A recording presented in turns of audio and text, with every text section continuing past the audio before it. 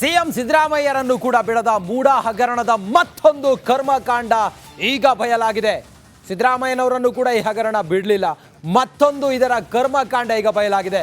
ತನಿಖೆ ವೇಳೆ ದಾಖಲೆ ಇಲ್ಲದೆ ಸೈಟ್ ನೀಡಿದ ಮೂಡ ಅಧಿಕಾರಿಗಳ ಭ್ರಷ್ಟ ಬುದ್ಧಿ ಬೆಳಕಿಗೆ ಬಂದಿದೆ. ಆ ಮೂಲಕ ಮೂಡಾದಲ್ಲಿ ಎಲ್ಲವೂ ಸರಿ ಇಲ್ಲ ಅನ್ನೋದು ಮತ್ತೆ ಮತ್ತೆ ಸಾಬೀತಾಗ್ತಾ ಇದೆ. ಸಿದ್ದರಾಮಯ್ಯನವರಿಗೆ ಎಷ್ಟು ಸಂಕಷ್ಟ ಎದುರಾಗಿದೆ.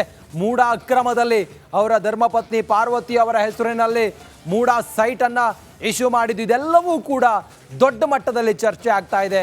ಅದರ ಜೊತೆಗೆ ಇದರಲ್ಲಿದ್ದಂಥ ಅಧಿಕಾರಿಗಳ ಭ್ರಷ್ಟ ಬುದ್ಧಿ ಅಥವಾ ಹೇಗೆಲ್ಲ ಇವರು ಅವ್ಯವಹಾರ ಮಾಡ್ತಾ ಇದ್ರು, ಹೇಗೆಲ್ಲ ಇವರು ಈ ಮೂಡಾದಲ್ಲಿ ಸೈಟನ್ನು ಹಂಚಿಕೆ ಮಾಡ್ತಾ ಇದ್ರು, ಇದೆಲ್ಲವೂ ಈಗ ಬೆಳಕಿಗೆ ಬಂದಿದೆ.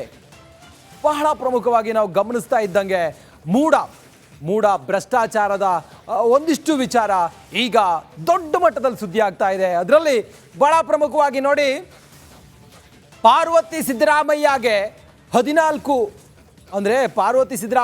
14 ಸೈಟನ್ನು ಮೂಡ ನೀಡಿತ್ತು. ಇದ್ರ ಜೊತೆಗೆ ಮತ್ತೊಬ್ಬರ ಹೆಸರು ಈಗ ಕೇಳಿ ಬಂದಿದೆಯಲ್ಲ, ಸ್ನೇಹಮಯಿ ಕೃಷ್ಣ ಅವರು ಮಾಡಿದ ಆರೋಪದ ಹಿನ್ನೆಲೆಯಲ್ಲಿ ಜಿಟಿಡಿ ಅವರ ಸಹೋದರಿಯ ಸಂಬಂಧಿ ಮಹೇಂದ್ರ ಅವರಿಗೆ 19 ಸೈಟನ್ನು ಮೂಡ ನೀಡಿದೆ ಅನ್ನೋದು. ಈ ಎರಡೂ ಸೈಟ್ ಹಂಚಿಕೆ ವಿಚಾರವನ್ನ ನಾವು ನೋಡ್ತಾ ಹೋದ್ರೆ ನೋಡಿ, ಕೆಸರೆ ಗ್ರಾಮದ 3.16 ಎಕರೆ ಭೂಮಿಗೆ ಪಾರ್ವತಿ ಅವರಿಗೆ ಮಂಜೂರಾಗಿದ್ದು 14 ಸೈಟನ್ನು ಪರಿಹಾರವಾಗಿ ಮೂಡ ನೀಡಿತ್ತು. ಮಹೇಂದ್ರ ಅನ್ನೋರಿಗೆ 2 ಎಕರೆ 20 ಗುಂಟೆ ಜಮೀನಿಗೆ 19 ಸೈಟನ್ನು ಕೊಟ್ಟಿದ್ದು ಯಾಕೆ? ಅಷ್ಟೊಂದು ಪ್ರಭಾವಿಯ ಹಾಗಾದ್ರೆ ಮಹೇಂದ್ರ ಅವರು? ಜಿಟಿಡಿ ಅವರ ಪ್ರಭಾವವನ್ನು ಬಳಸಿ 2.20 ಎಕರೆ ಜಮೀನಿಗೆ ಮಹೇಂದ್ರ ಅವರು ಪಡೆದುಕೊಂಡಿದ್ದು 19 ಸೈಟ್. ಸಿದ್ದರಾಮಯ್ಯ ಅವರ ಧರ್ಮಪತ್ನಿ ಅವರ ಹೆಸರಿನಲ್ಲಿದ್ದಂಥ ಜಾಗ 3.16 ಎಕರೆ ಭೂಮಿಗೆ ಅವರಿಗೆ ಮಂಜೂರಾಗಿದ್ದು 14 ಸೈಟ್. ಹಾಗಾದ್ರೆ ಮಹೇಂದ್ರ ಅವರು ಅಂದರೆ ಜಿಟಿಡಿ ಅವರ ಸಂಬಂಧಿ ಮಹೇಂದ್ರ ಅವರು ಅಷ್ಟೊಂದು ಪ್ರಭಾವಿನ? ಇದು ಈಗ ಪ್ರಶ್ನೆ. ಇದಕ್ಕೆ ಉತ್ತರ ಕೊಡಬೇಕಾಗಿದೆ. ತನಿಖೆ ನಂತರ ಗೊತ್ತಾಗಬೇಕಾಗಿದೆ. ಇಂಥದ್ದೊಂದು ಸ್ಫೋಟಕ ವಿಚಾರವನ್ನ ಸ್ನೇಹಮಯಿ ಕೃಷ್ಣ ಅವರು ರಿಪಬ್ಲಿಕ್ ಕನ್ನಡಕ್ಕೆ ಎಕ್ಸ್ಪೋಸ್ ಮಾಡಿದ್ದಾರೆ. ದೇವನೂರು ಬಳಿ 2.20 ಎಕರೆ ಜಮೀನಿಗೆ 19 ಸೈಟ್ ಪಡೆದ ಆರೋಪ ಮಹೇಂದ್ರ ಅವರ ಮೇಲಿದೆ. ನಿವೇಶನಗಳಿರುವ ಭೂಮಿಯನ್ನೇ ಕೃಷಿ ಭೂಮಿ ಅಂತ ದಾಖಲೆಯನ್ನ ಸೃಷ್ಟಿ ಮಾಡಿದ್ದಾರೆ ಅನ್ನೋದು ಸ್ನೇಹಮಯಿ ಕೃಷ್ಣ ಅವರ ಗಂಭೀರ ಆರೋಪ. ಸುಳ್ಳು ದಾಖಲೆಗಳನ್ನ ಮೂಡಾಗೆ ನೀಡಿ ಪರಿಹಾರವನ್ನ ಪಡೆದ ಆರೋಪವನ್ನ ಮಾಡಿದ್ದಾರೆ ಸ್ನೇಹಮಯಿ ಕೃಷ್ಣ. 2.20 ಎಕರೆ ಜಮೀನಿಗೆ ಮೈಸೂರಿನ ವಿಜಯನಗರದಲ್ಲಿ 19 ಸೈಟನ್ನು ಕೊಟ್ಟಿದ್ದಾರೆ. ಇದು ಸ್ನೇಹಮಯಿ ಕೃಷ್ಣ ಅವರ ಆರೋಪ. 19 ಸೈಟ್ ಪಡೆಯೋದ್ರ ಹಿಂದಿದೆಯಾ ಜಿಟಿಡಿ ಮಾನ್ಯ ಶಾಸಕ ಜಿಟಿ ದೇವೇಗೌಡ ಅವರ ಪ್ರಭಾವ ಏನಾದರೂ ಇದೆಯಾ? ಇದು ಆರೋಪ. ಸ್ನೇಹಮಯಿ ಕೃಷ್ಣ ಅವರ ಆರೋಪ, ಜಿಟಿ ದೇವೇಗೌಡ ಅವರ ಮೇಲೆ ಮಾಡ್ತಿರುವಂಥ ಆರೋಪ, ಮಹೇಂದ್ರ ಅವರೇ ಮಾಡ್ತಿರುವಂಥ ಆರೋಪ, ಮೂಡಾದ ಮೇಲೆ ಮಾಡ್ತಿರುವಂಥ ಆರೋಪ, ಸ್ನೇಹಮಯಿ ಕೃಷ್ಣ ಮಾಡ್ತಿರುವಂಥ ಆರೋಪ. ಜಿಟಿ ದೇವೇಗೌಡ ಅವರು ತಮ್ಮ ಪ್ರಭಾವವನ್ನು ಬಳಸಿಕೊಂಡು ತಮ್ಮ ಸಂಬಂಧಿಯಾದ ಮಹೇಂದ್ರಗೆ 19 ಸೈಟನ್ನು ಕೊಟ್ಟಿದ್ದಾರೆ ಅನ್ನುವ ಗಂಭೀರ ಆರೋಪವನ್ನು ಈಗ ಮಾಡಿದ್ದಾರೆ ಸ್ನೇಹಮಯಿ ಕೃಷ್ಣ. ವಕ್ಫ್ ವಿರುದ್ಧ ಮಠಾಧೀಶರು ಸಿಡಿದೆದ್ದಿದ್ದಾರೆ. ಮಠಾಧೀಶರ ಪರಿಷತ್ ರೈತರ ಜಮೀನು ವಿಚಾರದಲ್ಲಿ ಯಾವುದೇ ರಾಜಿ ಇಲ್ಲ, ರಾಜಿ ಮಾಡಿಕೊಳ್ಳೋ ಪ್ರಶ್ನೆನೇ ಇಲ್ಲ. ವಕ್ಫ್ ಬೋರ್ಡ್ಗೆ ಮಠಾಧೀಶರ ಪರಿಷತ್ ನೇರ ಎಚ್ಚರಿಕೆಯನ್ನು ಕೊಟ್ಟಿದೆ. ರೈತರ ಬೆನ್ನಿಗೆ ನಿಂತ ಅಖಂಡ ಬಳ್ಳಾರಿ ಮಠಾಧೀಶರ ಪರಿಷತ್ ಹಿಂದೂಗಳನ್ನ ತಡವಿದ್ರೆ ಯಾವುದೇ ಕಾರಣಕ್ಕೂ ಕೂಡ ನಾವು ಸುಮ್ಮನಿರೋದಿಲ್ಲ ಅನ್ನುವ ಸಂದೇಶವನ್ನು ರವಾನಿಸಿದ್ದಾರೆ.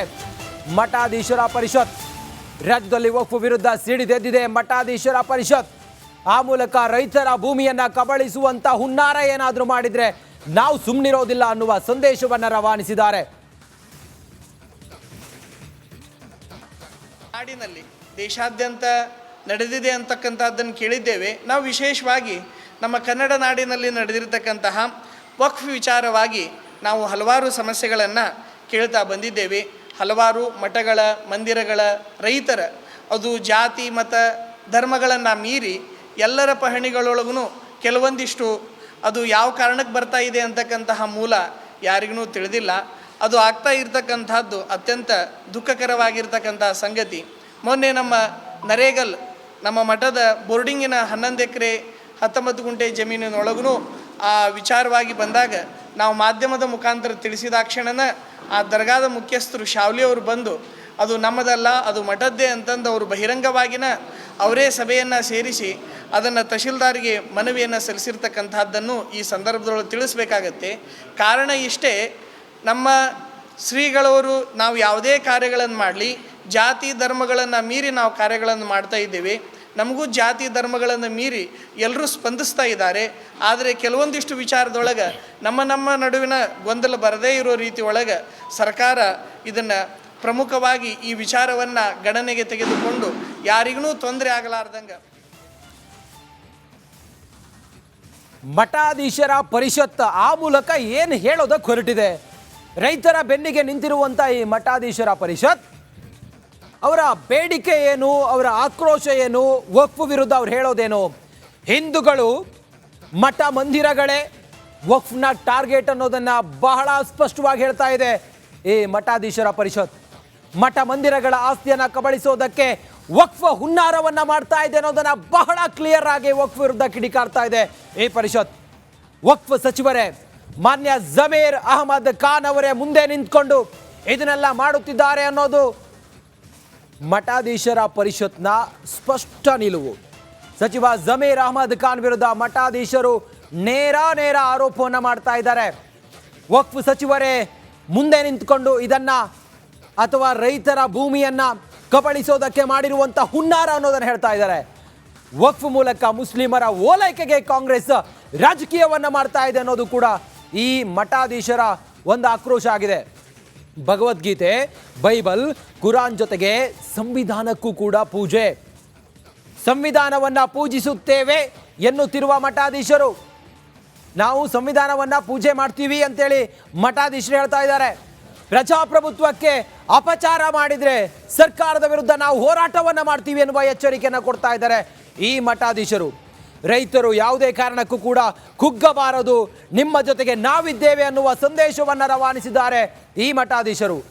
ಆ ಮೂಲಕ ಈ ಮಠಾಧೀಶರ ಪರಿಷತ್ನ ಸ್ವಾಮೀಜಿಗಳು ಏನು ಹೇಳಿದ್ದಾರೆ, ಏನಂತ ಕಿಡಿಕಾರಿದ್ದಾರೆ, ಅವರ ನಿಲುವೇನು, ಅವರು ಕೊಟ್ಟಂತ ಸಂದೇಶ ಏನು, ಬನ್ನಿ ನೋಡೋಣ. ದೇಶದ ಹಿತದ ದೃಷ್ಟಿಯಿಂದ ಮಾಡ್ತಾ ಇದ್ದೀರೋ, ರೈತರ ಹಿತದೃಷ್ಟಿಯಿಂದ ಮಾಡ್ತಾ ಇದ್ದೀರೋ, ಸಂವಿಧಾನದ ಹಿತದೃಷ್ಟಿಯಿಂದ ಮಾಡ್ತಾ ಇದ್ದೀರೋ, ಯಾವ ಹಿತದೃಷ್ಟಿಯಿಂದ ಮಾಡ್ತಾ ಇದ್ದೀರಿ? ಅದಕ್ಕೆ ಮುಂದಿನ ದಿನಮಾನಗಳಲ್ಲಿ ನಿಮ್ಮ ಸರ್ಕಾರನೇ ಬರಬೇಕು ಅಂತಂದರೆ ಇಂಥ ನಿರ್ಧಾರಗಳಿಂದ ದೂರ ಸರಿಬೇಕು ಶೀಘ್ರವಾಗಿ. ಇಲ್ಲ ಅಂದರೆ ನಿಮಗೆ ಎಚ್ಚರಿಕೆ ಗಂಟೆ. ನಮಗೆ ಹಿಂದೂ ಮುಸ್ಲಿಂ ಕ್ರೈಸ್ತ ಭೇದ ಭಾವ ಇಲ್ಲ. ಸಂವಿಧಾನ ಇಂಪಾರ್ಟೆಂಟ್. ನಮ್ಮ ಭಗವದ್ಗೀತೆ ಮನೆಯಲ್ಲಿರ್ಬೋದು, ನಿಮ್ಮ ಕುರಾನ್ ಮನೆಯಲ್ಲಿರ್ಬೋದು, ಬೈಬಲ್ ಚರ್ಚ್ನಲ್ಲಿರ್ಬೋದು. ದೇಶದ ಹೊರಗಡೆ ಬಂದಾಗ ನಮಗೆಲ್ಲರಿಗೂ ಕೂಡ ಸಂವಿಧಾನವೇ ನಿಜವಾದ ಧರ್ಮ ಗ್ರಂಥ. ಇವತ್ತು ಆ ಸಂವಿಧಾನ ಒಂದು ಶ್ರೇಷ್ಠ ಗ್ರಂಥಕ್ಕೆ ಅಪಚಾರ ಆಗ್ತಕ್ಕಂಥ ಕೆಲಸ ಕಾಂಗ್ರೆಸ್ ಸರ್ಕಾರ ಮಾಡ್ತಾ ಇದೆ. ಅವರ ಜಾತಿಯಿಂದ ಮುಸ್ಲಿಂ ಆಗಿದ್ದರೂ ಸಹಿತ ಈ ರಾಜ್ಯ ಸರ್ಕಾರದ ಒಬ್ಬ ಸಚಿವರು ಅಂತಕ್ಕಂಥದ್ದು ತಲೆಯಲ್ಲಿರಬೇಕು. ನಾನೊಬ್ಬ ಸಚಿವ, ಇಡೀ ಕರ್ನಾಟಕ ಜನರಿಗೆ ಮಂತ್ರಿ ಅಂತಕ್ಕಂಥ ಪ್ರಜ್ಞೆ ಜಮೀರ್ ಅಹಮದ್ ಅವರು ಇಟ್ಕೋಬೇಕು. ಇವತ್ತು ಬರೀ ಮುಸಲ್ಮಾನರಿಂದ ಯಾರು ಕೂಡ ಆರಿಸ್ಲಿಕ್ಕೆ ಬರೋದಿಲ್ಲ, ಬರೀ ಹಿಂದೂಗಳಿಂದ ಯಾರು ಕೂಡ ಆರಿಸ್ಲಿಕ್ಕೆ ಬರೋದಿಲ್ಲ.